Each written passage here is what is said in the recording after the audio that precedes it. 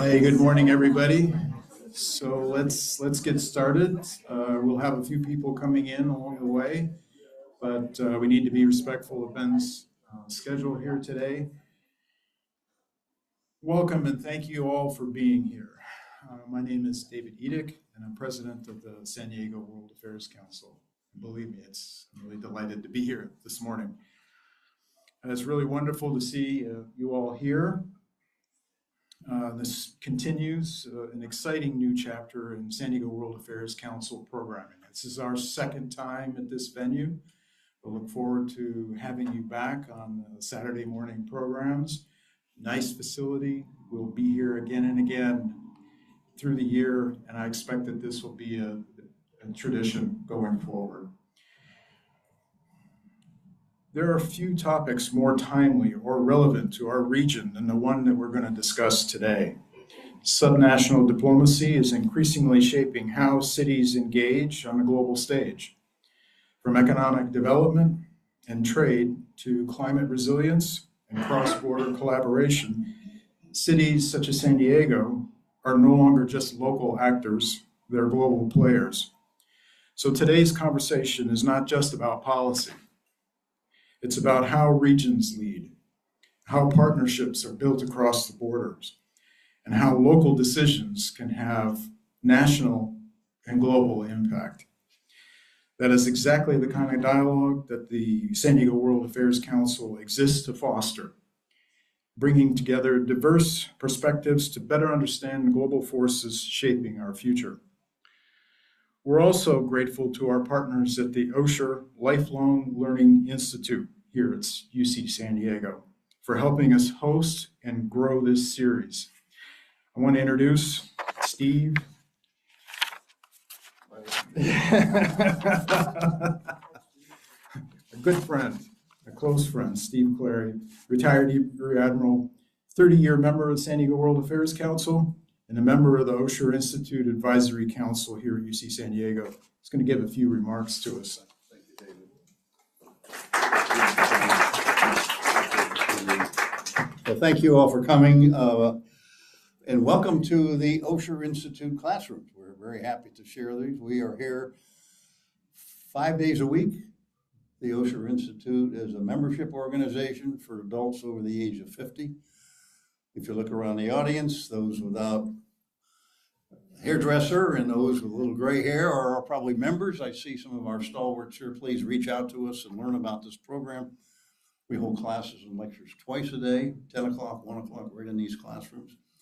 And we're really pleased to join up with the San Diego World Affairs Council. David and I have known each other for over 30 years, and I have been a member of this organization. The catalogs that are outside that describe the current program. We go from now until the 4th of June, twice a day. We'd love to welcome any of you as our guests, try us out, and then we will hook you, so to speak. So, David has a personal background in this very field and very topic of diplomacy, international relations, sister cities. So thank you very much, David. Great to be here.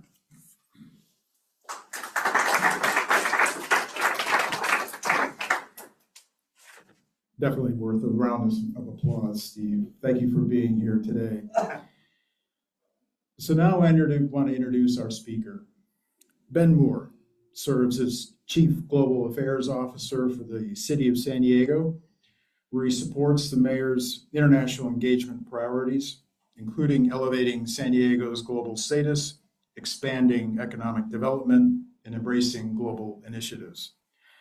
Ben recently completed an 18-year career as Senior Supervisor Foreign Affairs Officer at the U.S. Department of State, culminating in his selection to launch and lead the State Department's pioneering subnational diplomacy program here in San Diego, connecting cities with State Department capacity. Prior to this, Ben served as Division Chief, covering all U.S. foreign assistance in the Middle East. Hell of a job.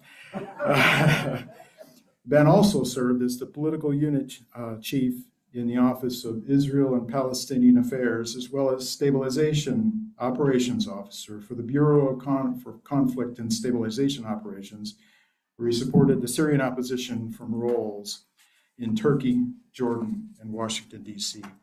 Ben has worked in the State Department offices in LA and New York City, for the United Nations in Jordan and Haiti, with NGOs in the West Bank, Gaza, Zambia, and Burma, primarily focused on relief projects, peace building, and conflict analysis.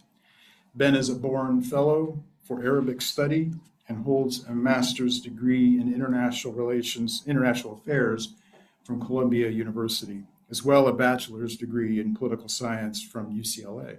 Nice job. Ladies and gentlemen, please welcome Ben Moore.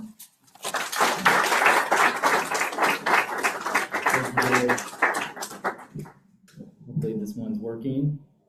Can you all hear me? Okay, all right. Good morning. Thank you for being here. It's an honor to be here amongst this crowd. So many of you I've seen in all sorts of different fora throughout San Diego, engaging internationally, leaning into global affairs, and it's just such a wonderful thing to be part of this community and to see you all here on a Saturday morning. There's not even an open bar and you're here. I'm impressed. So thank you for being here. Again, it's my honor to be here with you today. So I'm going to run through some slides here, but try and keep it dynamic. And then I know we'll have a little bit of Q&A session after that, and then hopefully we can connect afterwards. So let's jump into it. All right. So here's kind of what we want to talk through today. And I'll try to be as sort of resonant to San Diego as I can, but I want to zoom out a little bit and talk about subnational diplomacy as a field and as a sort of effort in this global moment, kind of where that's coming from, talk a little bit about where that resonates, at least with my own career and probably with many of yours, how we're doing that here in San Diego in terms of implementing a strategy for subnational diplomacy, and then talking a little bit more about what the future looks like, both for San Diego and then this field in general. All right, so first up, show of hands, how many people before this talk had ever heard the phrase subnational diplomacy? A few, okay, that's impressive. Honestly, I hadn't heard of it until the initiative I was a part of it at the State Department. And I think it's a little bit of a mouthful, but essentially a lot of people also say city and state diplomacy to make that resonate in the United States, because it's definitely something that we all do and know of, but it's not something you hear a lot about, although I'd say that's changing a bit more recently. And of course, I'm sure you all know subnational diplomacy has its historical origins, 2500 BCE in ancient Sumeria, when Ugash and Uma were negotiating water rights. No one knew that? Okay, me either. I had to look this up in terms of like the history of where states have interacted, cities, etc. The point being there, it's been around for a long time. This is not new that cities or states would lean into international affairs. But I think, of course, as we can see right now, it's having a moment, I'll say. Part of that is because where the United States is right now, and I won't get into politics much, but let's just say the national level is a little different than we've seen recently in terms of international engagement, and a bit different than where we see ourselves.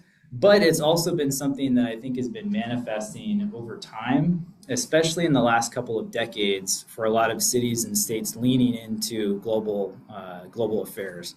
And part of that is because these global challenges that we have, I think, are increasingly being felt at the local level. So obviously climate change comes to mind as something where, sure, you can talk about it at COP and at a policy level elsewhere, but at the end of the day, who's feeling that? People. And where people see their most kind of top direct layer of government, that's in the city side. So you're seeing this a lot more in terms of cities needing to lean into what are really global issues. Beyond climate, of course, you're talking migration, increasingly supply chains. We just talked about the Middle East. I'm glad I'm not working on that right now. And housing, economic competition, all these kinds of things are manifesting themselves at the local level. And I think you're also seeing, this is not new, but perhaps it's something that's manifesting more, where national governments are slower and certainly right now more polarized in terms of what they're able to accomplish. And then I think a little bit less directly connected to implementation. That's obvious and something that we see, but I think has been felt in United States cities for recent years. Of course, on the global side, you're talking, this is less new, if you will, than the United States. So places like, I throw out Tokyo as having at least 50, as last count, people working on international affairs in terms of the city there. economic, climate, et cetera, but having a robust international engagement strategy and team. Shanghai 100 is the last stat that I have in terms of their own focus and involvement. So it's definitely something where cities around the world are leaning into and have been for some time. And a little bit in the United States, I'd say catching up a bit. But really the key thesis there being for these cities that you're no longer implementers of policy or actors in global affairs. So it's becoming more of both in terms of that equation. Here, so looking to the United States, so imagine yourself, I say 3 to 4 years BT2, so before Trump 2, talking about the State Department and where we were in terms of subnational diplomacy and having that institutionalized within the State Department.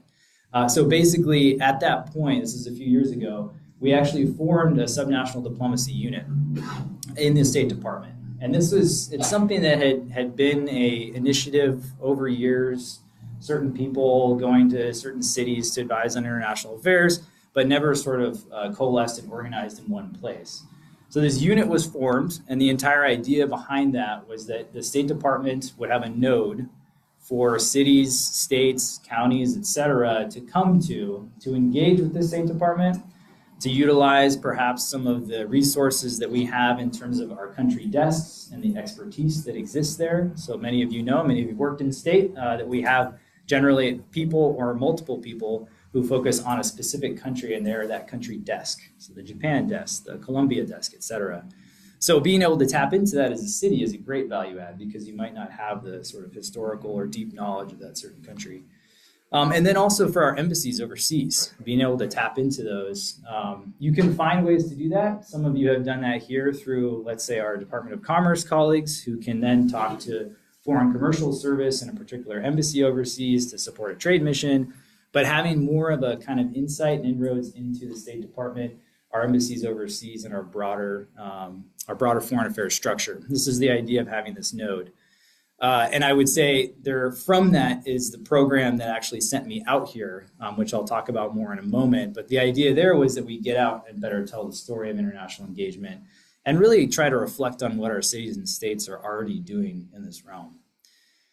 And I'd say the field is growing despite what's happening on our national government side. So I threw out a few examples here in terms of entities that are particularly focused on subnational diplomacy. Obviously, probably many of you have heard of the Bloomberg Philanthropies. Bloomberg City Lab is one of those that I threw up here in terms of bringing global cities together around shared challenges for mutual benefit in terms of how to best address those. Bloomberg has also done a lot in terms of training U.S. cities on a variety of things in terms of building capacity for city employees and city leadership, but they've done quite a bit on the international side as well. Carnegie Endowment, I'll say in general, but also Carnegie has formed Carnegie California, which some of you may know about. I would highlight that as really interesting to look at some of their research. In particular, they've done studies about how Californians think about foreign affairs, what resonates with Californians, what do you want to see out of your international policy, and that research is actually key to what has built my strategy here in San Diego. And then I throw out Truman Center and Meridian. I'll talk more about Meridian in a moment. Very excited about the growth there and how we've been able to play a role as San Diego within some of what they've been rolling out. All that to say, I think, we're seeing this in the United States. I think even though at the national level we've stepped a little bit away from embracing subnational diplomacy, it's happening regardless, and cities and states are stepping up, in part because of how we've seen the dividends to our local communities and how we need to address these issues. So why does it matter? How does it manifest? Economic development, city-to-city exchange, right? Sister cities. I know we've got our friends here from Sandiska, and I know we'll shortly hopefully welcome our friends from Yokohama as well. And the Yokohama Sister City Society.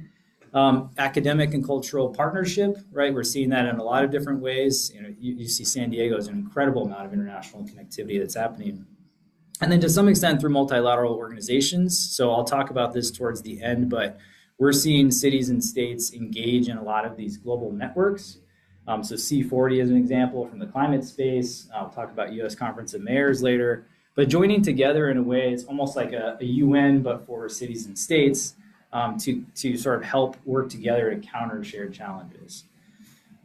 And so I think I'd conclude that with sort of this big picture on subnational diplomacy by noting that it's not a replacement for traditional diplomacy. That is not to say cities and states can negotiate the same types of treaties with national security in mind, dealing with conflicts like that. They can't. That's not the function. But I think increasingly it's a complement, a force multiplier, and then really a sustainer of relations when things are not going so well at the national level. Again, won't go into politics, but a lot of what we're doing now is to reassure our friends, partners, and allies that we as San Diego, we as California, we as Americans are with them, despite what tensions might be happening at the national level.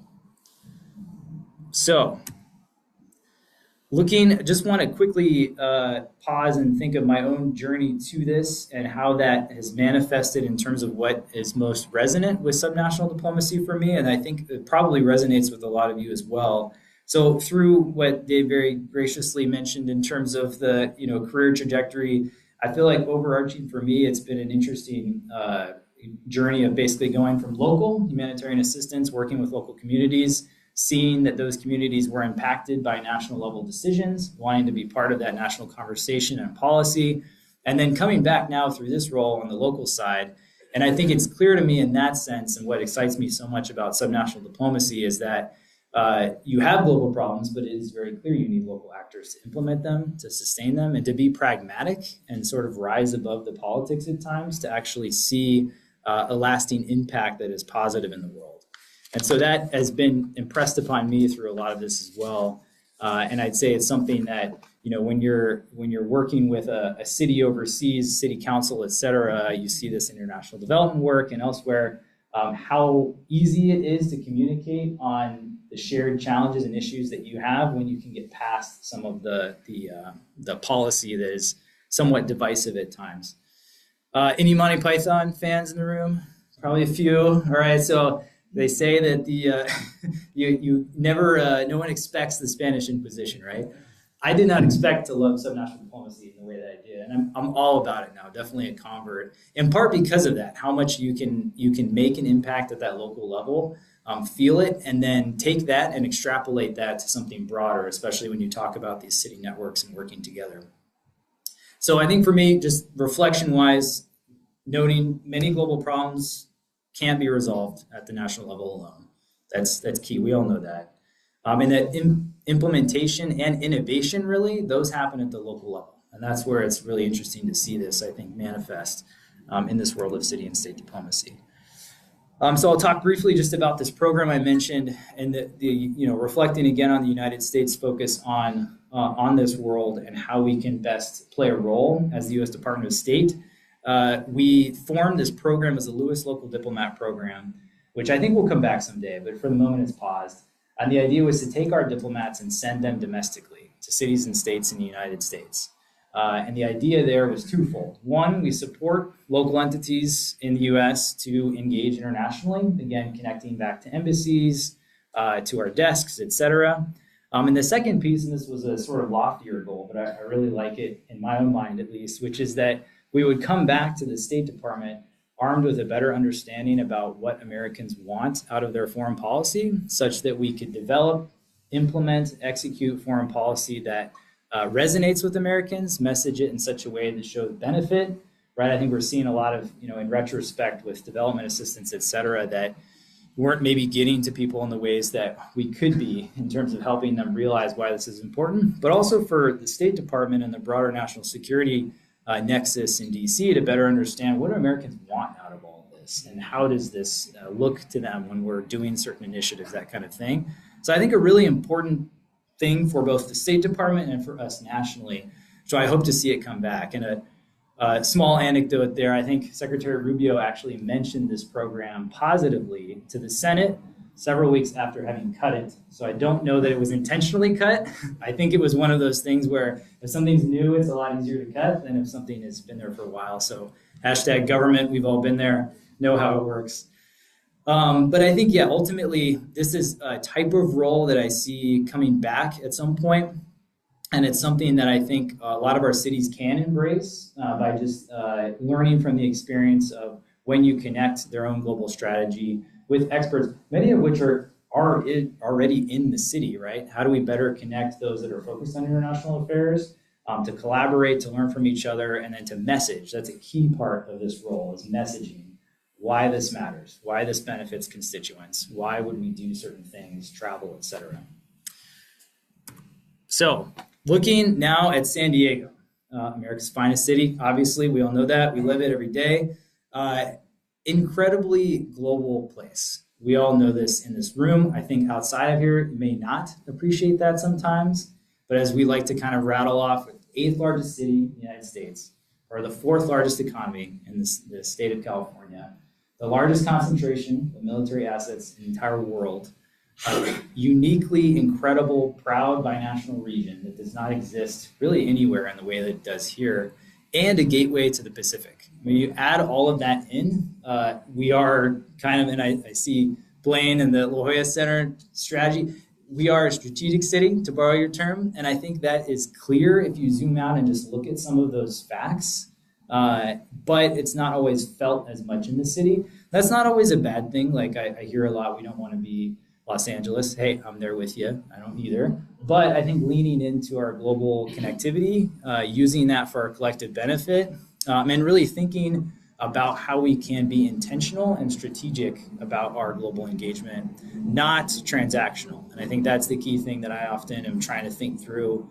You know, when people want to say, why would we do X? What do we get out of it? It's not about the transaction. It's about the intention overall and the strategy that we're building towards, where, yes, there need to be deliverables and metrics, but that's kind of differentiating us, frankly, again, just to go to the national level from that transactional approach. And so for me here, I think a lot of this, obviously, I'm now in the mayor's office, left the State Department as of last August, formally, and working directly for Mayor Gloria has been an incredible experience for me. And seeing him really want to embrace all of what I just mentioned in terms of leaning into our role in the world, the big city energy, global destination, kind of there's a bunch of different manifestations of what that means and what the catchphrase is, but ultimately elevating our status as a global city. So I think that's the number one goal overarching for him. Second is really demonstrating to San Diegans that global engagement brings results, pays dividends, is to our benefit. And recognition, of course, that engagement drives economic growth, it enhances our resilience, and strengthens our civic identity in ways that you all see and do every day. So the role itself is multifaceted in terms of what is happening on a daily basis, but essentially a node for global engagement for the city. And oftentimes that engagement is more about our broader region and our county. Just given when you're thinking international, you don't really care about city lines and where it begins and ends, and we are the largest city in the region. So it's much more of a regional approach, and for that, working directly with a lot of stakeholders in the area. And so I view my role very much as serving as a node for that. And so I welcome connecting with folks I don't know, talking about what is happening already, sometimes which is not known to other entities in this global space. So trying to unite those things as much as I can. And then also, again, the messaging side, shine a light on that. We should be proud of the ways that we're leaning into global engagement, proud of the things we're doing cross-border, proud of the things we're doing cross-ocean that don't always get as much play when people think about San Diego. So trying to get that message out there as much as possible. A key partner in that, we have a few folks here from that, the International Affairs Board, which is it's one of our boards, part of the City of San Diego, advising the mayor. So working with a lot of the key stakeholders within that realm to get that message out, and then to just talk about what they're doing. The airport, how are the new international flights going? The port, what's the latest sort of port relationship? We often have several foreign military vessels in our harbor that are getting outfitted for Tomahawks or repaired or whatever. So there's a lot going on that you might not otherwise hear about. I'm not going to spill any classified information, but I want to make sure that there's things that people are seeing from our global engagement, and that it's not ad hoc. Again, it's more about strategy. So here's the mission overall. I won't read it to you now, but essentially going back to those two goals of elevating that global status and then really focusing on how we demonstrate that benefit to our constituents and then to others as well that might be thinking about engagement with San Diego. So I'm going to go through 5 different components to our strategy. I'm going to go through those relatively briefly here. But starting, of course, with elevating that global standing and leadership. And this is where a lot of this is, it's twofold. One is very much focused on our binational relationship with Tijuana and broadly with Mexico, right? And it's also expanding more of what we're doing with the Pacific and our allies there, as well as with Europe and a lot of the particularly economic connectivity that we have with our European friends. So obviously, first and foremost is our integrated cross-border region, talking about workforce flows, supply chain, shared environment, Tijuana River Valley. It's unfortunately part of the portfolio. And the key message, this is not theoretical diplomacy, it is lived interdependence. This is something that we are doing every day. And that's what's pretty incredible to me as a non-native San Diegan coming here. And as Scott Peters told me, I said I went to UCLA because he asked if I had any Southern California connections. He said, that's not Southern California, that's Northern California. So now that I live in Southern California, I can say that it is incredible to see this cross-border relationship. It is lived every day. Students crossing, people working on other sides. You all know this and live it and breathe it. People outside of this region do not understand that. I think a few years ago, Mayor Gloria brought several U.S. mayors from across the United States to the border at San Ysidro just to see how many people were crossing at one time, and minds were blown. The narrative in a lot of the rest of the U.S., the border's a war zone. The only people crossing are trying to do so illegally, et cetera, and just to see that change their lives, I think, and what they'll talk about when it comes to our cross-border relationship, trade, migration, you name it. And we live that, so trying to message that as much as possible. And then strengthen that too. I think we have things underway right now, like trying to do a new MOU between the city of Tijuana and the city of San Diego, focused on cooperation in a few different ways. And then focused a lot for us, and I'll get to the economic component too, of USMCA and how we can look about renewing that, why that trade matters, and getting our business community invested in that messaging to demonstrate why that's the case. So I think for us, it's really positioning San Diego as a model for city diplomacy and a national voice in subnational engagement. So a few things here just to highlight. Part of this excitement is, of course, sports, right? You think global, right? Sports, big. We have, not World Cup matches, but World Cup friendlies that are going to be happening here. So we've been doing a lot of work about welcoming those teams and trying to, message and broadcast the fact that that's really exciting and welcome them, frankly. That's a big piece of it, too, is to say, hey, you're welcome in San Diego. We're glad you're here. We're excited about the different components of our community that have linkages to you, whether it's the Swiss or the Australians or the Colombians, the Jordanians. So that's happening right now as we gear up for FIFA 2026. And then also very exciting, I'm particularly stoked about this myself, is looking ahead towards 2028. We'll host 11 football and soccer matches for the Olympics, including both men's and women's bronze matches, the most of any other city, even Los Angeles. We will have more of the soccer games here. So if we were going to pick events to have, we've got surfing in the corner of San Diego County and soccer. I'm here for it. Those are the best that we can have, I think. And so that's exciting part of thinking about how we connect globally. And we're doing a lot of work now with a couple of folks, Canadian Americans around town, to help welcome the Canadian Olympic team, which is going to basically take over the Chula Vista Elite Athlete Training Center, and this will be their home base. It's also I don't know if there are any Canadian Americans out there in our crowd. It's unfortunate. We welcome them. They're the top, in terms of our foreign tourist population here, that's the top. And it's suffered a lot given the national relationship. And we heard this directly from the Canadian Consul General recently, how upset Canadians are with the rhetoric that's out there and that they are not traveling. They're not buying U.S. goods. They're not traveling. They will be shunned if they do it. And to have Canadians shun someone is like a new level of terribleness in our world. So to hear it, so basically, taking that on the reverse is, hey, we're getting the Canadian Olympic team here, the entirety of the team. They're going to take over this training center. We need to welcome them. Let's bring them into the community. This is a place where we love our Canadian friends. So it's one of our direct international flights, a key part of our economy. So we're working on that as an example. And then this last thing here is probably pretty small to see. I'm very excited about this personally. This last week, you may have seen, so I mentioned Meridian International earlier, organization. They clarify they're not a think tank, although I call them a think tank. They're in action, whatever, something that AI generated in terms of your tagline. But they're in DC. They're really focused on a couple different things. They've been supporting diplomacy for a long time, often as part of educational programming. More recently, they've taken on subnational diplomacy in terms of leadership, as well as sports diplomacy as core functions. They've been producing this subnational diplomacy toolkit, which actually the State Department helped fund while I was out here before the program was cut. And then the most recent iteration, if you take a look, and I'd encourage you to do so, includes a message about economic engagement and trade missions. And San Diego is heavily featured in this newest chapter. So pretty excited about that in terms of us getting our name out there again on the global stage in a place where, thanks in large part to our World Trade Center friends, we've been very effective at international engagement when it comes to economic partnership. So trying to do more of this is the bottom line there. Second is promoting international economic development, which I kind of just hit on with what was in the Meridian side, but this is more about delivering results. A lot of this, in terms of focus sectors, happens to be in defense innovation as a growing space, where, as an unfortunate result of where national politics are, in my view, you're seeing a lot of countries increase their defense expenditures, manyfold. I mean, you've got New Zealand bragging to me about how much they're spending on defense, which again is like if you told me that 10 years ago, my mind would have exploded. Japan, et cetera.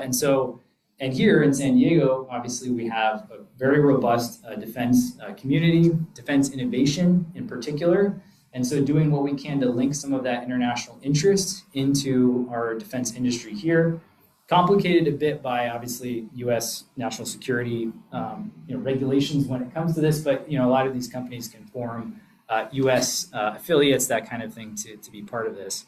So that's a big part of it, I think, for us. Obviously, other things that we're very strong in, thinking about bio and the fact that we have the bio conference coming up in June, huge opportunity. Many of you probably know this, but we'll be having minister level, secretary level, Surgeon General equivalents, all of the above from a ton of different international companies. We've been talking to Sweden a bit about this and some others too, about how we can take advantage of that. Again, to welcome these folks to San Diego, and then to be very intentional about the action that can happen afterwards. So we're actually working on something now. There's going to be a World Trade Center hosted breakfast with a lot of our international friends at the start of bio, working on something with UC San Diego now, where we can have a smaller curated group and talk about action after bio. But taking advantage of that and just acknowledging life science here as a big driver, and that there's a lot of international involvement in that. People don't realize, I think, a lot of these companies you see are foreign owned in some way or affiliates of those types of things. So leaning in there. Blue economy, maritime, these are all key things that I think we see a lot, obviously, where we are, and particularly important in our economic development strategy. So really, it's about attracting foreign investment, foreign direct investment specifically, expanding trade and increasing international air connectivity, which is one of the more exciting elements of this. So seeing the fact that we have, in the last year, 2 new international flights, bringing our total to 11, I believe, both Amsterdam, Panama City, trying to grow that. There's a few targets out there, and doing as much as we can with our airport to, again, to have a message of welcome. We want you here, highlighting all the international components of San Diego, including diaspora communities, et cetera, and then helping to kind of tell that story for them, why it just makes sense to have a flight here to San Diego. And highlighting a couple things up here, as you see. So we try to make a heavy emphasis on economic development, right? So part of that is when we're getting the mayor to go to various places, the Philippines in particular, we did so alongside companies that are based in the area and help them pitch their wares to some extent. And then also talked with the chambers of commerce, chambers of industry that were based, both the American chamber there in terms of how they might partner with San Diego, how we can help them, and then the Philippine Chamber of Commerce and Industry, which is the largest there in terms of investment to San Diego. A couple months later, the Philippine Chamber of Commerce and Industry took their first ever visit to San Diego to explore business connectivity. They had never done that before. They didn't realize how many Filipinos we had, second largest concentration in the United States, and they were blown away by the amount of potential partnership here. So a lot of it's just getting out there, telling the message, saying, again, we're not LA. We're not trying to compete with LA necessarily. We have different things that we're strength, that are unique strengths for us, and we want to communicate that and get out there.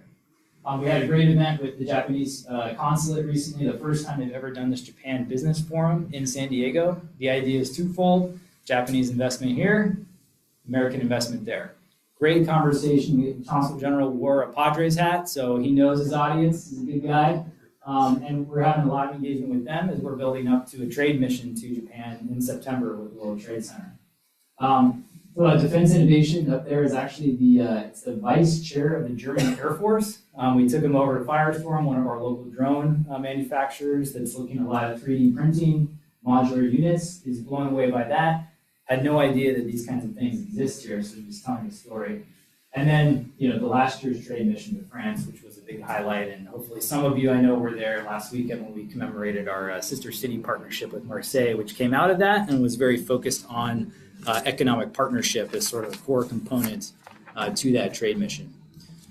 So again, global engagement, a lot about economic competitiveness and just telling our story, messaging, and then obviously key partners in this, World Trade Center I mentioned, San Diego Regional Chamber of Commerce, our Swiss American, British American, German American, French American chambers of commerce. We have quite a few here actually that work with area businesses, and so they're great partners in many different things. Number 3 is expanding city-to-city engagement. So obviously, we do this through our sister city partnerships, right? That's kind of where a lot of this starts and why it's so important. Doing as much as we can, thinking back to the intentional element of our strategy, is thinking about how we can work in problem-solving ways. So again, deepening ties with Tijuana, a functional binational metro region, new MOU, Marseille, built on economics, Perth, we're doing a lot with them now because of AUKUS, the Australia, UK, US nuclear submarine arrangement, where the submarines will be in Western Australia. So we're doing a lot with Perth to talk about, hey, how do you deal with having nuclear subs in your area? And how do you do more with civilian military engagement to make that effective?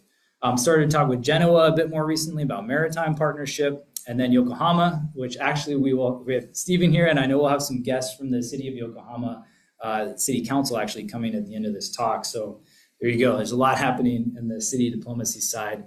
And a couple of those are reflected up here. One I would just highlight is this conversation in the middle with a bunch of mayors from across Latin America at the Institute of Americas hosted. And to see our mayor and those mayors get together in this environment, be very pragmatic about what they can, the struggles that they face, but also what they can do together was pretty incredible. Fourth, looking at civic awareness participation, highlighting organizations like this one and the ones that many of you are parts of in town, amplifying the messaging that you're doing and doing as much as we can to promote Global San Diego. Up there is our diplomacy day that we had last year to recognize some of that. Many of you were there. And then an op-ed that Mayor with the World Trade Center, Vikia Clark, wrote in terms of why global engagement pays dividends for San Diegans and building that story. And then fifth and finally is building institutional capacity for global engagement. So some of that's internal in terms of our own protocol, how we're welcoming foreign delegations, consular corps, et cetera, which I won't bore you with. Also, that's about partnerships. How do we more robustly look with the zoo? Again, I mentioned the Canadian American Business Group, CBX, some of these institutions, so that we can help to create programs for international delegations that, again, are intentional and are very focused on demonstrating the unique assets that our region has. And some of that's fact sheets. I love a good fact sheet, State Department guy. Flags, also love flags, and then facilities, to the extent that we can find partner organizations where we want to send these folks to see different parts of our community here. And then the other last piece I mentioned there, minor thing, but on the messaging front. We now have, some of you may know, I don't know how many of you get the mayor's newsletter. You scroll towards the bottom every week, there is a global, San Diego on the global stage component. I know Dr. Mike reads it. That is new, and that is something we're trying to message and highlight every week, something that's going on in our community. Has to be tied very much to what the mayor is doing, but I always welcome ideas for what we can do in that space. So moving towards the end here, noting, I think as we're kind of looking forward in terms of the future here, a huge part of the next year from a global engagement side is the fact that Mayor Gloria will be the head of the U.S. Conference of Mayors starting in June. It is not a conference, despite the name. It is an organization that meets frequently, and he will basically be the head of this organization for a year. It's all U.S. mayors are eligible with cities above 30,000 people. So it's a lot. I think it's like almost 500 cities are members of this. So a big deal, big stage. Nationally, of course, the focus will be on housing, affordability, public safety. And really, this group is focused around advocacy with our federal government in terms of things that benefit America's cities. But it's also an international platform. And you can bet that I'm wedging in everything that I can into that strategy of how we take that international, how do we take that global. And so we have a lot of different ideas for that. But overall, I think the message is really one where we're noting that mayors are pragmatic, optimistic, and open for partnership. And this is a line some of you will have heard the mayor already start to utter, as well as something that will be key to his presidency of the U.S. Conference of Mayors. So what we're looking within that realm is a few different things to highlight in terms of what we're going to do this year. First and foremost, in June, very much a focus on USMCA, on trade and tariffs, how we approach those in a way that benefits our cities and our communities. Looking towards September, we'll have the trade mission to Japan, also planning to get the mayor to the UN General Assembly and a lot of the meetings around that to engage with global peers, focused a lot, like with UN Habitat, for example, about how we're addressing housing, how other countries are doing the same. And then looking at the Chamber's delegation to Mexico City in the fall and how we can help emphasize the importance of our relationship with Mexico. And then finally, looking at the Munich Security Conference next February, getting the mayor there expressing a message of solidarity with our partners and allies, particularly as a city that is a military town that understands that service and sacrifice and the history we have with a lot of these countries in terms of fighting together, working together on global tough issues. Those are all key themes that I think you'll see through his presidency, and ones that I think hopefully are resonant here in San Diego too. That's the ultimate goal, is that we want to make sure that our national presence, particularly from the mayor being sort of an alternative American leader that a lot of these countries are seeing, is one that they also see linked to San Diego and the fact that we are really the community that's projecting a lot of this. So last up, future forecasting. The big takeaway for me is that subnational diplomacy is not a trend, it is a structural shift. And it is something that we're seeing over time manifest more and more. And I think you'll see it come back at the State Department in the future. And for San Diego, we're a big part of that. I couldn't resist throwing in a Labyrinth reference there with David Bowie, but I don't have a crystal ball. If I did, it would probably be very strange as to what's the future look like, particularly for the Middle East, but elsewhere too. And so I think it's hard to say for sure, but I think we're seeing now, again, really a global moment where we're seeing cities and states step up and say, not necessarily that's not my policy, so therefore I'm going to create my own, but rather just to say, I want to get things done.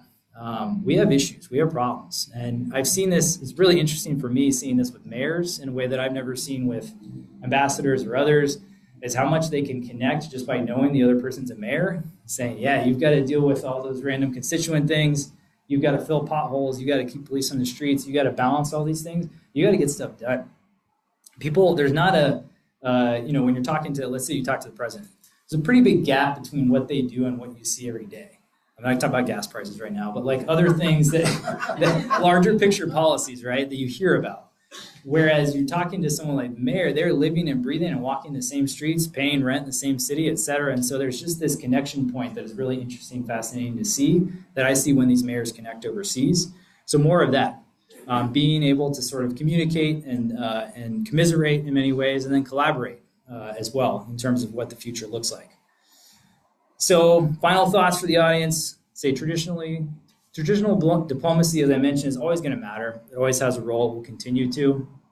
Some things need to be rebuilt, things change, et cetera, but that's there, right? But for cities, I think the future of foreign policy is really, in many ways, co-produced by cities, especially right now, as we're charting our own path towards, again, addressing some of the shared challenges that we all face. So the call to action for me would be to celebrate, explain, message, foreign travel and engagement as much as you can. Get out there, say why this travel matters. Even if you're not like defending the mayor's travel, like talk about why San Diego needs to get out there and to see other things, right? And why that pays dividends for San Diegans. The extent you can do that, I welcome it. I'm happy to partner on it. Would love to in terms of amplifying your messages. And it helps counter other narratives that might be out there in the United States. We just had the head of the Swiss Football Association show us a news site in Switzerland, different tabs. Number 1, Trump. Number 2, Iran-Iraq war. Number 3, Europe. There's such a focus on these things that are coming out of the U.S. right now, which matter for sure, and they have real world consequences. but being able to tell a little bit different side of the story as to what we're working towards here in the United States, how we want to be pragmatic and partner with folks, and how we can be optimistic about a future that is centered on those things in the future, and works to our mutual benefit at the end of the day, in terms of being able to collaborate, work together, and bring good things out of subnational diplomacy, right? And for me, hopefully, you have some good food along the way. That's often the most important part, is connecting over a shared meal and being able to demonstrate that here. And that's why that Marseille event the other week was so incredible. Is not only the courtyard has never smelled better outside City Hall, some of you heard me say, and that's true, but being able to sample the cuisine that comes from that partnership is a big piece of it too. So I will stop there. I think we're going to do some Q&A. I appreciate you listening to me, and I look forward to partnering with all of you and your organizations. Ladies and gentlemen, thank you to Ben Moore. While we get set up here for Q&A, board members for the San Diego World Affairs Council, would you please stand up? A round of applause for these volunteers. Thank you very much. Okay. Noah Abrahams is going to lead the Q&A, and go for it. Noah. Thank you, Ben. I think that was amazing, very insightful. So let's get going with some questions, and then we'll open it up to the audience. Can everyone hear me? Is it still working? No. No. We can hear you. Okay, I got a pretty loud voice, so we'll work with it. Let's start with subnational diplomacy versus national governments. So cities, I think, often move faster than national governments, but they don't have the same authority. So where have you seen city-led diplomacy actually outperform federal efforts, and where does it still fall short? Well, I was joking with you earlier that one of the most tangible things I saw was how quickly they were able to get a new water fountain in City Hall versus one that we tried at the State Department for like 3 years. So that was a very minute example of that. But I think for me, on the when you talk about international relations, it's the ability to communicate so directly with the partner you're working with that has the authority to make that change, and to be at a space where you're more pragmatic in terms of what you're trying to achieve. An example of that would be our MOU with Tijuana, which is not yet done, but is close. And really there, it's about how do we partner on things like getting our fire departments together and getting some of our fire trucks from San Diego that are retired over to Tijuana. How do we get our city forester down to Tijuana to help counter the weevil that eats palm trees? These are specific, tangible things that, they're kind of minor, but they matter. And we're able to achieve that with speed and with a partnership approach that it's harder to do at the national level, I would say, and takes a lot more time and a lot more lawyers, certainly. But overall, it is true, at the end of the day, the stuff that we're negotiating with other cities, and whether it's a business deal, et cetera, are part of the picture. And when you're talking national level, especially national security, think in the Middle East, it's a much higher level, and so there's a reason why it's more difficult to achieve, implement, et cetera. And so cities can only go so far in terms of those broader, bigger picture issues. And that leads nicely into the second question about Tijuana and the San Diego-Tijuana model. You describe it and the San Diego-Tijuana region as a model for place-based diplomacy. So what makes this partnership work in practice, and what lessons can other border regions realistically replicate? Well, to me, it's incredible that we're able to have such a positive relationship, despite the fact that the border, while I just mentioned how easy it is to cross, it's also hard to cross at the same time, right? And it's a lot increasingly so. So the fact that we're able to have such a relationship, I think, is incredibly indicative and part of just the DNA of the people in this region being collaborative. I hear that all the time and I see it. What is San Diego defined by? I feel like at least 2 words, right? Collaboration and innovation. And the fact that we have things like CBX across at least one of 2 cross-border airports in the world, and the other one's in Europe. That doesn't quite count. This is the U.S.-Mexico border we're talking about. The fact that that exists, in part, is indicative of how people here have been innovative, have been sort of relentless in pursuit of that cross-border connection, and are just connected from an economic, cultural, and academic sense. And so I think we lived and breathed that in part from our attitude, which is one, again, like this is from our business community, et cetera. Put aside what's happened at the national level. We want to work together. This benefits both of us. It's kind of rare, I think, also have cross-border relationship with so many win-wins, but it's the case. We both want this trade agreement to be renewed, as an example. So that's a lot of the approach, I think, is part of what makes it so successful. And then speaking about sort of real life San Diegans, business communities, and just community in general, a lot of global engagement language, I think, can sound a little bit abstract. So what are one or two concrete wins from San Diego's international strategy that residents here can actually feel in their daily lives? Well, one, I mentioned international flights earlier. A year ago, you could not fly directly from here to either Amsterdam or Panama City, Panama, and you can today. And those are both products of one, a trade mission, and the other economic partnership conversation that have yielded that result. Sometimes it takes time for these things to happen. Still working on Paris, Manila, Seoul eventually, but they do happen. And so that's, I think, a key example of that. And a second, I would say, just I don't want to hit on this too much, but the Marseille relationship, I think, really manifested through this community coming together, academic, cultural, and business, to say this is actually a really important sister city relationship for us. And so I'd say people can see it if they were in City Hall, a week ago, but also through the increased engagement interaction of the French American Chamber of Commerce, the new Sister City Society, on the partnerships that were made on the life science front in terms of that collaboration that are benefiting. And ultimately, and it's harder to draw the line here, particularly on the economic side, you'll see jobs and investment in San Diego, and that's where we need to do as best we can a story of drawing that line and saying this trade mission, this engagement, ended up with this level of investment here, which is huge for the region. And that's that whole balancing sort of global priorities with local politics. And it must be a difficult field to navigate, and moments when local political pressures or public opinion conflict with international engagement goals. So especially on issues like migration and climate, how do you handle that kind of thing? Yeah, it's challenging, I won't lie, but I think it's easier in this local level in some ways, again, because you're tapping into what people see and feel every day and the spirit of innovation and collaboration that exists.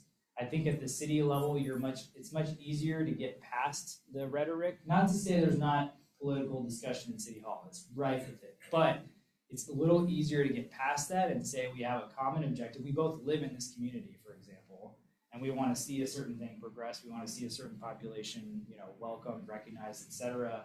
And so let's find some common ground. It is a lot harder to do on the international level as these issues become a little bit more distance from the people who are in the room negotiating them, and a little bit more abstract in terms of what's the call to action, what's the execution afterwards. So that's a nice thing about subnational diplomacy in general, and again, reflecting on the spirit of this region, being willing to engage in that.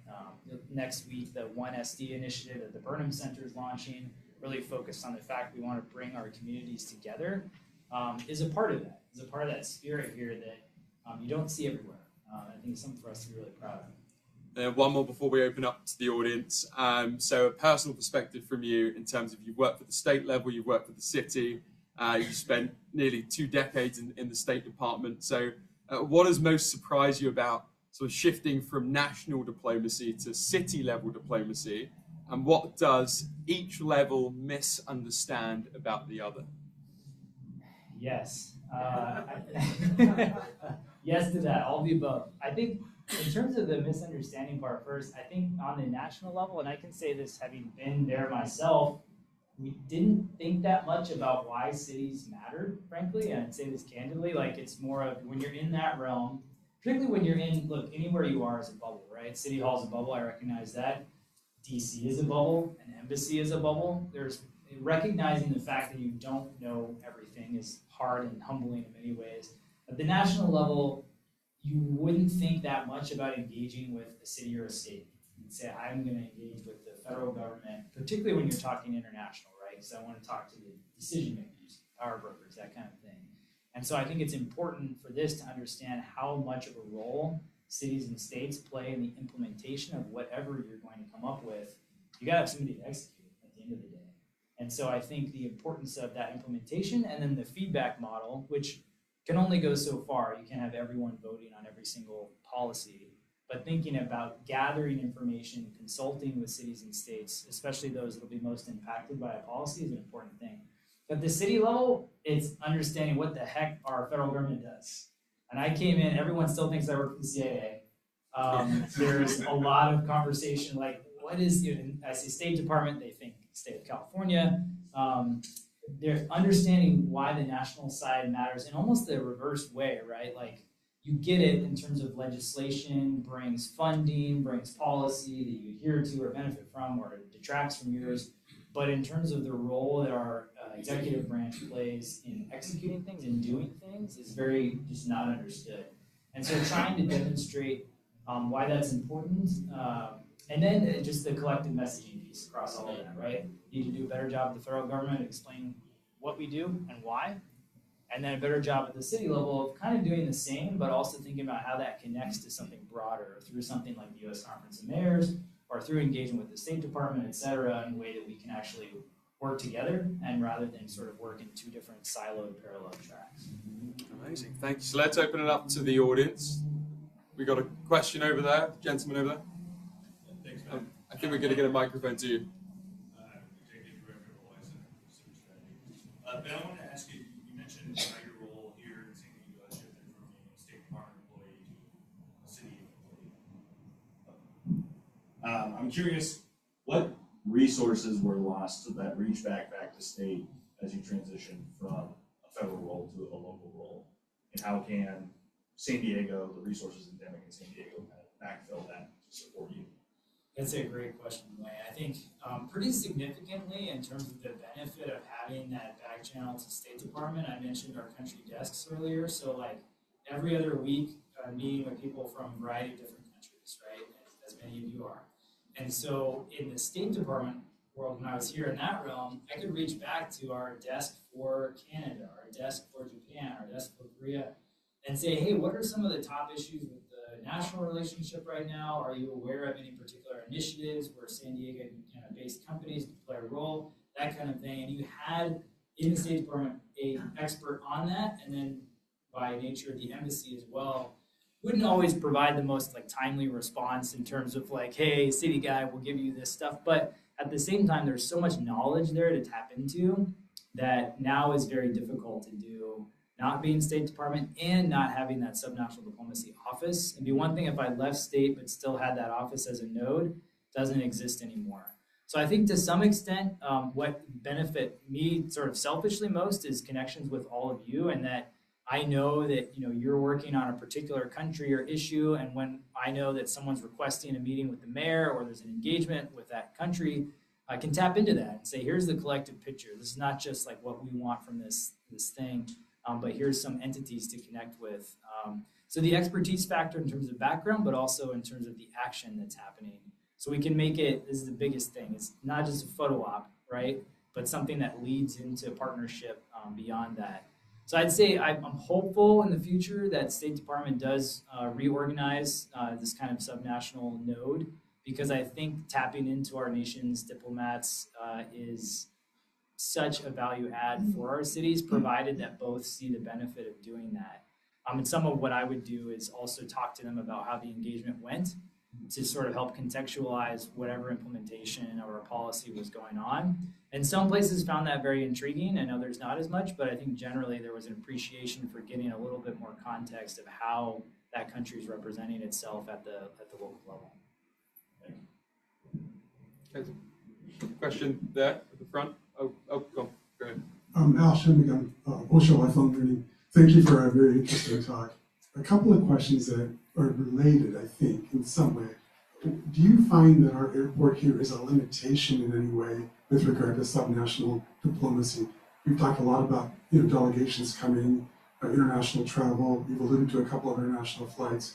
It seems like we're somewhat limited. What's your take on that? And somewhat of a related question. Our neighbor to the north, LA, is going to be hosting the Olympics for the third time, I believe, in 2028. Has San Diego ever considered that? I lived in Barcelona for a while, and when I was there, that city had more or less been really brought to the international stage with the '92 Olympics. So just curious your thoughts on that. Great questions. Yeah. So on the international flights, so bottom line, yes, I think it is a limiting factor for us that we don't have more. There's reasons for that. As many of you all know, we have one runway, cannot expand. I think pilots have to get a special license to even land here because of the clearance, Navy, all this kind of stuff. But that said, there are still slots available for international flights. So we are still pursuing the airport really, but with partnerships, still pursuing several different international connection flights that I think will benefit us tremendously. So if the airport were bigger, perhaps we could get more because that is a constraint for some of the long haul flights. It also in some ways does benefit us to have a few that we focus a lot on in the sense of our city's size, but I see that as a limitation too. What I would say, which is exciting to me, is that the airport in Tijuana has space, lots of space. And so, for example, there's a direct flight to Shanghai or Beijing, anyway, direct flight to mainland China, right, that exists now that is a great complement to the fact that we have this happening at our airport here in San Diego. And so I think we've talked a lot about partnership between like CBX and Tijuana International and then San Diego, and how we can sort of better strategize which flights could go where, that kind of thing. It's not nothing to cross that border and come into San Diego, but things like, when you search for a flight in New York City and you get JFK, LaGuardia, Newark, trying to make that the case for San Diego, Tijuana, right? So you're hitting the region when you try to fly somewhere. And maybe that's a little less convenient for certain people, but like using that as a force multiplier. On the sports side, so Olympic-wise, I would say probably most people would have a heart attack in my circles if they heard us trying to pursue that, mainly because of the scale and scope versus our city's size. That said, I think a lot of emphasis and important to think about how international sport could be here. One thing we're in the final 3 for right now is the Invictus Games, which is a very sort of purpose-built for the city of our size in terms of the types of venues they need.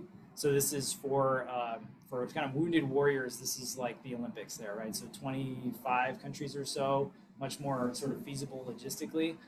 So we are making a go for that.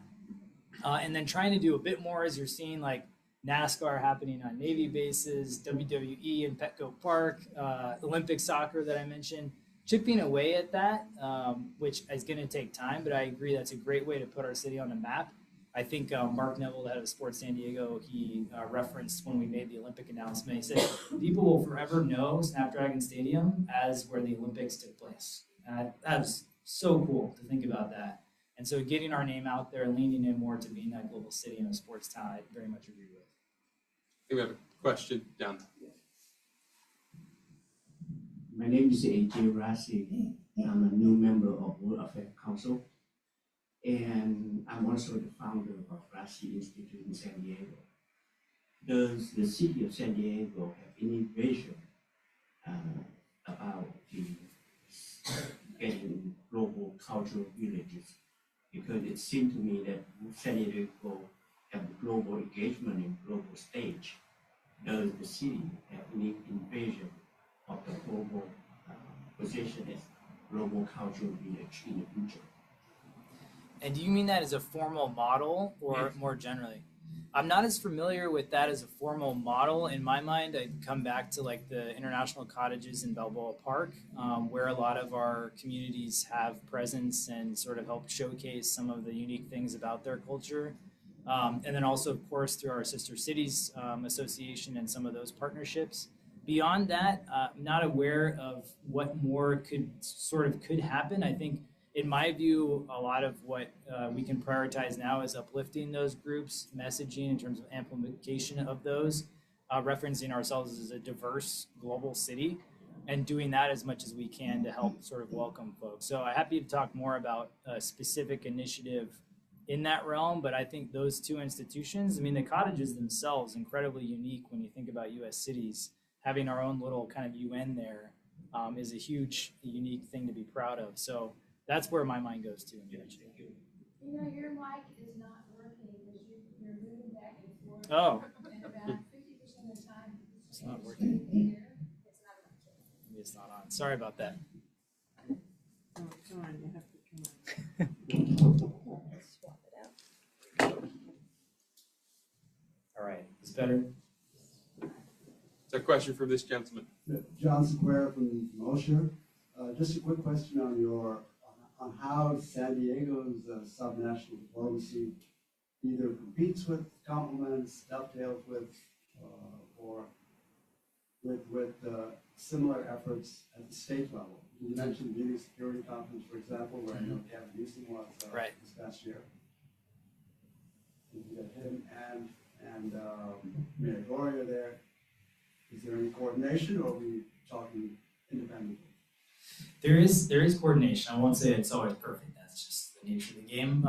But there is coordination. I think actually talked to, it's interesting, Newsom was in Munich, but the Lieutenant Governor actually, Eleni Kounakis, has been often deputized as the international affairs kind of person.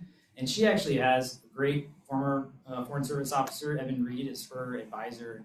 He and I talked quite a bit about what the strategy looks like, et cetera. And so I think in part from that, and then, the mayor knows Governor Newsom well, they text all the time, like there's a relationship there in terms of some level of, being on the same page. I won't say that goes always to the perfect coordination, but it does exist.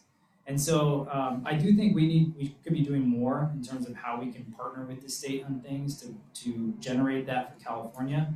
One thing I started to do recently is there's an existing group called Big City Mayors in California. It's the 13 largest cities in California. The mayors meet bi-weekly to talk about joint advocacy at the state level. I spun off that with the help of Carnegie, California, Big City Mayors Global Policy Forum, which is a mouthful. The idea is we get the staff members from those 13 cities who may have international affairs in their portfolio. It's usually an economic development person that has the international billet. And we talk about how we could be doing things together, at least as cities, but we could be doing more at the state. I think there's definitely coordination to be had. One thing I'll flag is next week I'll be up in LA, which I communicate a lot with their team for the meeting of the U20 at the staff level. And that's the U20 is sort of the top cities in the world. It's a component to the G20, so the top 20 economies in the world. And through that, we'll be doing some good coordination between the U.S. members of that, which are LA, New York, Houston, and then I managed to sneak in. We'll be doing some coordination about how we can work together, in addition to talking with Tokyo, Rome, London, etc. So more can be done, is the bottom line. Some is happening, but not as much as should be. Question over here? Yeah, I think I can project. 30 years ago, I was council rep at the city council, and it just showed the change. We'd have an international delegation come, the mayor was busy, didn't want to do it, and they would say, Mike, would you go up there, because I've been a naval officer, traveled the world. So this is fantastic that this program's in place, but my question is that at the same time, the port, how is your relationship with the port? The port seems to be more interested in real estate, yet we have a shipyard down there. There's a big push on to increase the U.S.'s capability to build ships. Also, I don't think we fully exploit the ability to do freight and cargo here, very limited. Are there any intention to expand the capabilities of the port? Absolutely. No, and thank you for your service and time in the city. Which maybe was harder service in some ways, I bet.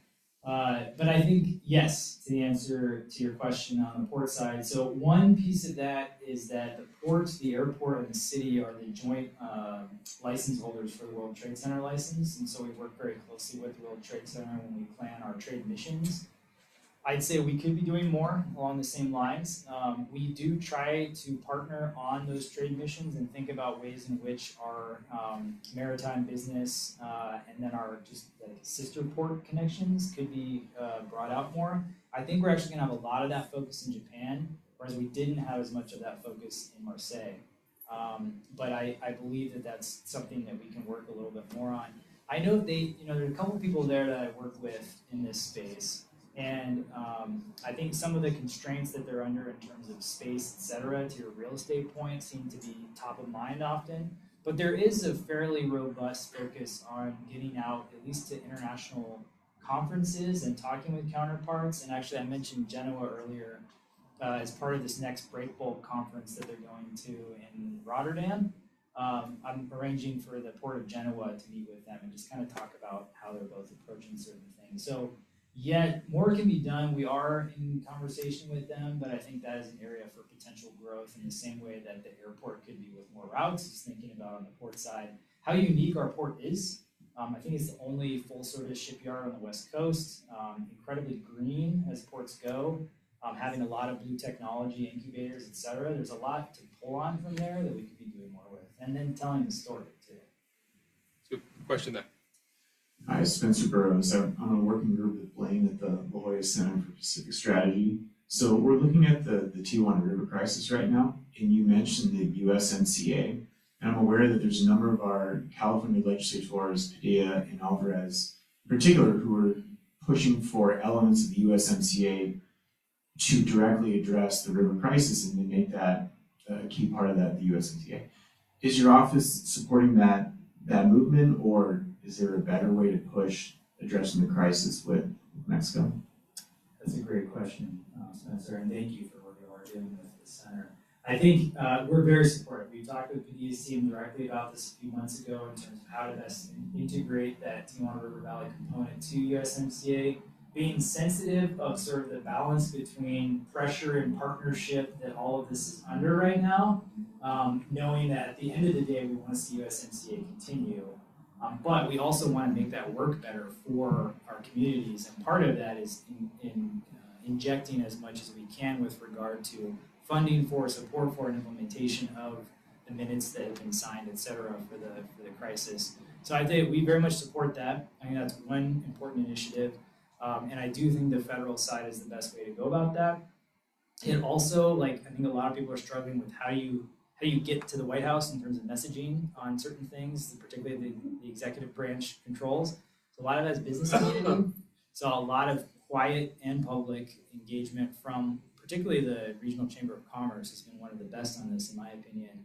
But business community stepping up and saying, we want to see USMCA continue in a similar form, and B, this sewage crisis is impacting people, number one, but also economics. And that's where it tends to resonate a bit more, unfortunately, than the human aspect sometimes. It's this area businesses are suffering, tourism suffering, having this, probably the only issue that I've seen was in this room with all the mayors from around the region in the same room with EPA administrator.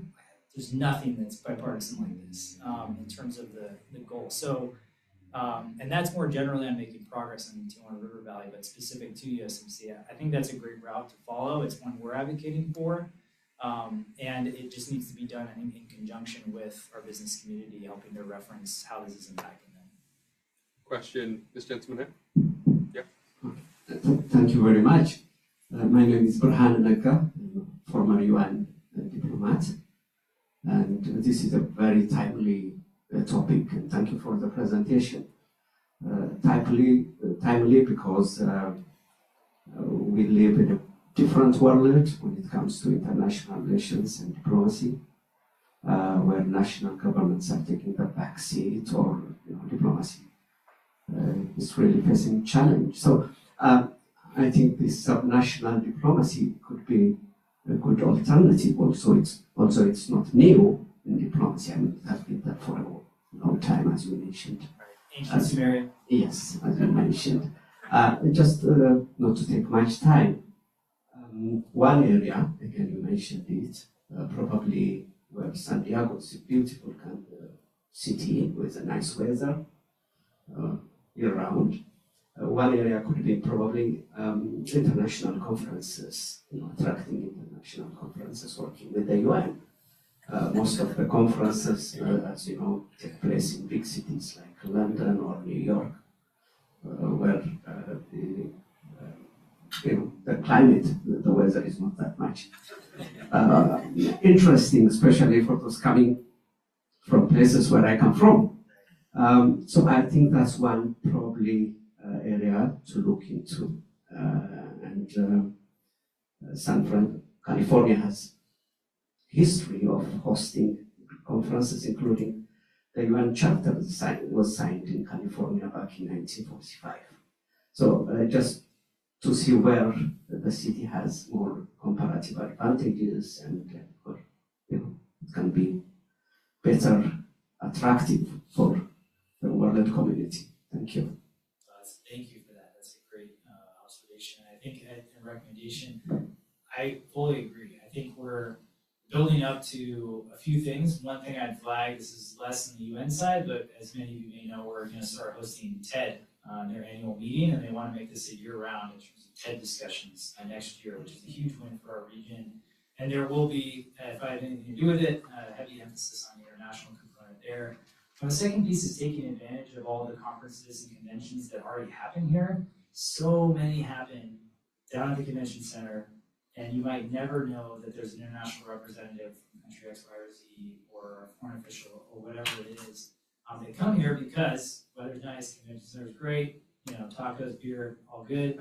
But trying to get to them, and this is something that I haven't made much progress on yet, but really being intentional about reviewing the list of conferences that are already happening here, and how do we reach out proactively to try to engage with specific populations that may be a part of that. I often find out about a conference or convention because Consul General X, Y, or Z says, hey, I want to meet the mayor while I'm down there. And by the way, I'm here for this thing. Oh man, we really could take advantage of that. So part of it's that, but then also, yeah, I think trying to get us more on the map when it comes to some of those conversations, whether it's, things like UCSD is doing this to some extent already, right, with the US-Mexico Forum. They just had the US-India dialogue. Things that a lot of the rest of the community just doesn't know are happening. And so trying to message that and then build from that and do a bit more, referencing, the fact that we are a great place to come and visit, but also a global place. So it can be done in a way that gets you to a nice spot, good facilities where you can also have the good points of connection that make it more valuable for you to have such a conference. Okay, question here. Hi, Pedro Dengler. I teach international politics at one of the colleges here. Thank you for the presentation, Ben. Super informative. The relationship between the subnational diplomacy and federal level you described seems mostly to be one of mutual ignorance and indifference, essentially. But are there areas where you are, or know from partners in similar roles, where the state is kind of pushing back? Or are there areas where you, on the subnational level, are just careful, essentially, to wade into things that you want to do, but you might anticipate some of that? Thank you. That's a great question, Peter. I think it's always on the mind what we can do. We don't want to attract undue attention to San Diego, and this is something that's come out a lot with the immigration approach and sort of how much are we vocal about that versus what then comes back in our community, as we're seeing a lot of retribution to those that speak out, but also not shying away from speaking out because it's important to do and someone has to do it. I'd say, so one example of where not sure how the federal city interaction is going to go is we're thinking about bringing mayors back to the border in September. The mayor hosts the U.S. Conference of Mayors here for their leadership meeting, but a little bit cautious as to engaging the CBP at this point, knowing that even if our local friends are all about this tour, at any moment, order could come from on high and say, hey, you're bringing a bunch of mayors. No way, cancel that. So navigating limited things like that. I think the other piece is being very careful about how we engage in our trade missions. So whereas a year ago, it was very easy to work with the U.S. Embassy and the Foreign Commercial Service to support our mission with a Democrat mayor, Democrat congressman, Scott Peters as the leaders. Now it's calling that a bit more into question in terms of how much we can work with our embassy in Japan. Not to say that they haven't been helpful, they certainly have, but the support is to a lesser extent than it was before. And so knowing we're going to have to do a little more on our own and being a little bit more cautious of the support we're asking for, even though most of these people are career civil servants, right? But knowing that the leadership orders are coming from somewhere else. So unfortunately, there is a lot of partisanship in the international space in a way that I've frankly never seen in my career, certainly. Whereas it used to be politics stops at the water's edge, which was not always 100% true, but it was 80, let's say. And now it's often rarely the case. And a lot of the ambassadors that we've been working with who are not political have been removed from their posts. So it's inhibiting us. I don't know if I have other specific examples for you, but it is a challenge for sure, and it's something to navigate around while we try to do as much as we can to speak up for the things that we believe in. Got a question here. Yeah, back for round two. You mentioned the Canadians, which was very interesting. San Diego has been a tourist destination, a very important tourist destination for a very long time. I assume the current international situation is probably, that we've been hurt because of what's going on in other places. Do you feel like we could be doing more to attract the Canadians back, to attract more Europeans, continue attracting the Chinese, Japanese, et cetera? Because it seems like it's a big part of our economy that we need to protect. Absolutely. I think part of that starts with mayor as sort of the leading voice in the room in terms of the region, right? But it's absolutely sort of all of us here, right? I think the message of being welcome. So to the extent with the Canadian American Olympic team, for example, we have events showing up, referencing ways in which we embrace that community, ideas for partnership, that kind of thing, and plugging into some of the organizations that are out there that may have those connections. So again, like the Canadian American Business Council, approaching them as sort of Canadian Americans live here in San Diego, but obviously have that connectivity back home to Canada, and just referencing in a casual way or even through partnership, like how you believe it would be important to welcome them here, to do something with them, that kind of thing. I think it's a role for all of us, I think, to have in terms of what we can do, what we can message. And I will say, like, for example, when the Canadian Consul General came down, I was surprised by how surprised she was to feel so welcome here. She kept remarking that to the mayor of, like, this community has been incredible. People are so friendly, they talk fondly about Canada. I know that this visit won't change the minds of Canadians that see the rhetoric at the national level, but it's helping.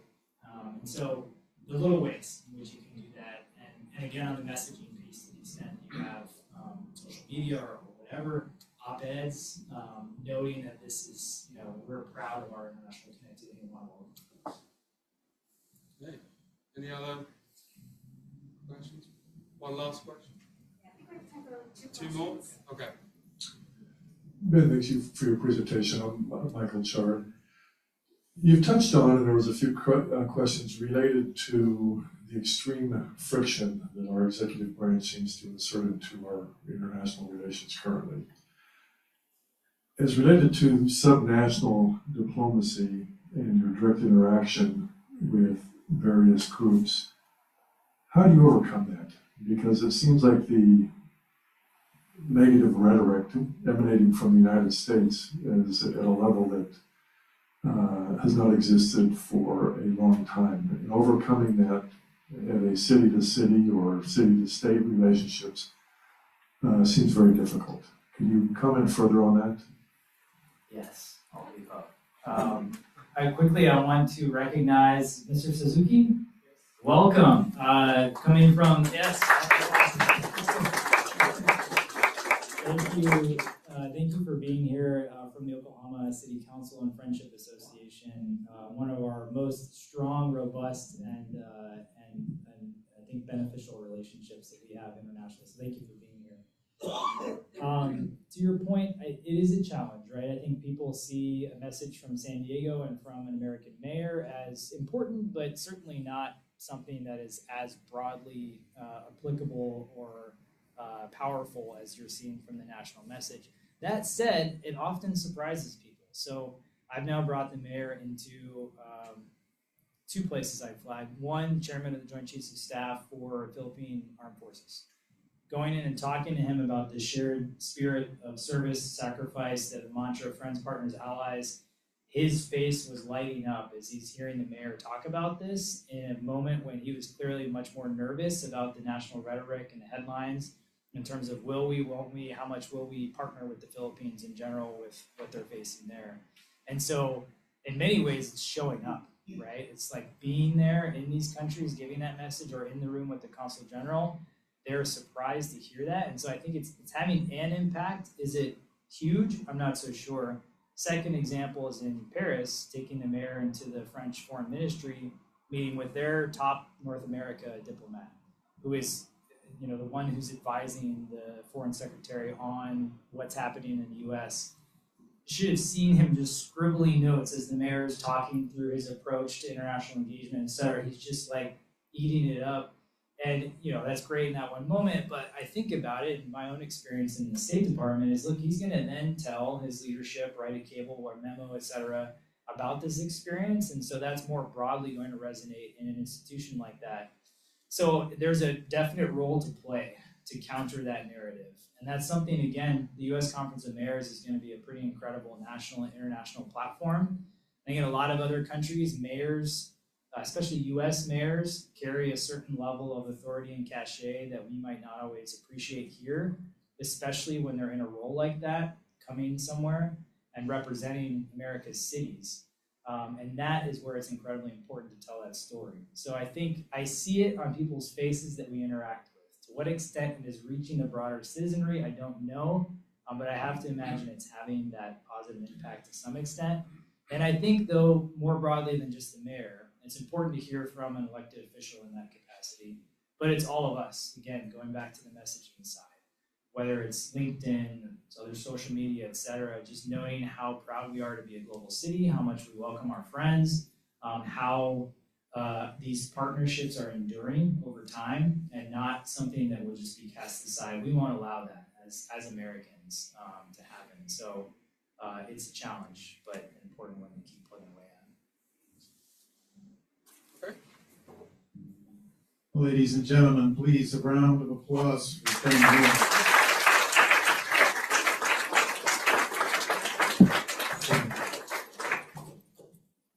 So it's always a challenge to put together programs like this, and we depend on volunteers and young people who are interested in international affairs and global issues to help us out in putting these programs together. For those of you that are interns or volunteers with the San Diego World Affairs Council, please step forward and show us who you are. Stand up, be recognized.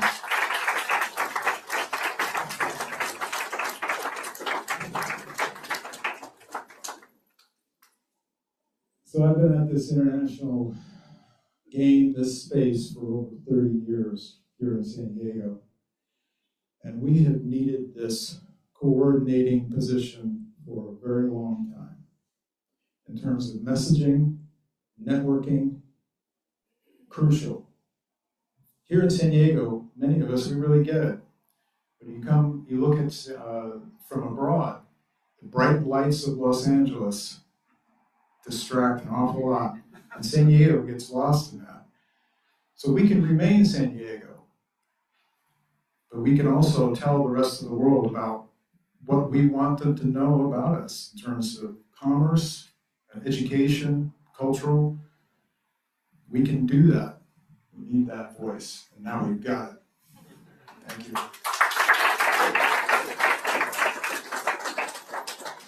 Looking forward for the San Diego World Affairs Council, next month at this venue, we'll have Engage San Diego, Tough Topics, Real Conversations, After Extremism, Building Bridges and Strengthening Community, presented by One San Diego.